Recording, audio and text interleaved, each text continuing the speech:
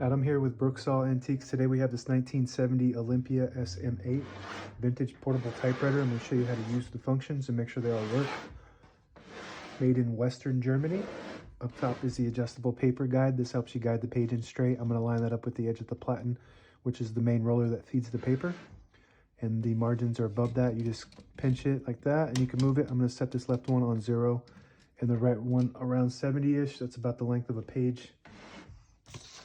And this is the paper support arm that flips up from the back.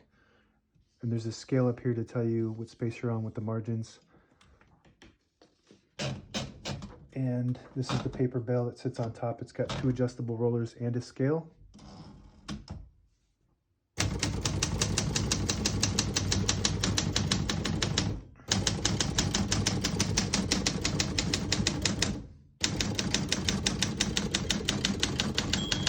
Once you hear the bell, you're at the end of the margin. You hit this line space, gets it back to the beginning, and skips 1, 1.5, or 2 spaces.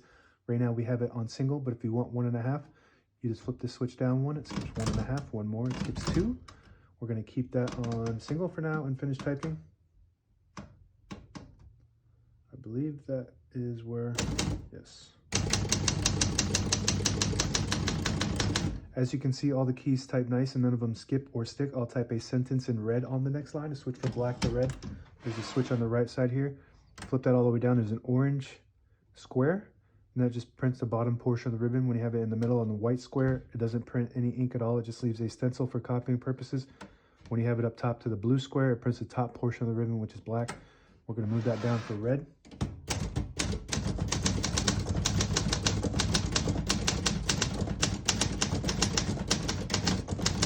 Beautiful typing machine, one of the best typewriters ever produced. The Mercedes-Benz of typewriters, and the print is extremely perfect. So if you're looking for something like a luxury typewriter, this is a nice one, very nice. The difference between this and the SM8 and the SM9 is this one doesn't have a touch for your tabs, and it doesn't have a touch control for resistance on the keys in it. And this paper support arm on the SM9 is like a switchblade. You press the button and it flips up like a switchblade. So those are the main differences, and sometimes I like the more streamlined typewriters because it's less things to go wrong. So I actually really like this one. To pull the page out easy, there's a switch on the right side here. You flip it forward and it unlocks the rollers underneath the platen, allowing you to pull the page out easy or load thicker paper like carbon copy or cardstock. Make sure you flip that back before you load the next page or else it won't load correctly. And flip this down for now and put the color back to the top. Shift on each side and the shift lock on the left. To clear that, just hit the shift button again. Backspace on the top right, works good. MR on the top left stands for margin release. When you get to the end of the margin, there's a mechanism that blocks you from printing. You hit that MR button, it will allow you to go all the way to the end. That works good. Above that is the carriage lock, so you move the carriage in the middle and you flip that up. It'll lock the carriage right there in the middle, so when you have it in the case, it doesn't bang around in there causing damage. Flip it down and it unlocks that carriage.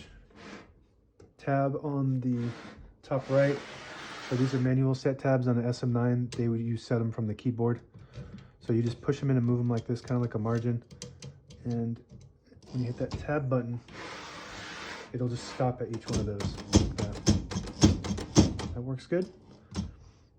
I believe that's it with the keyboard. The hood just pops open like a car hood like this.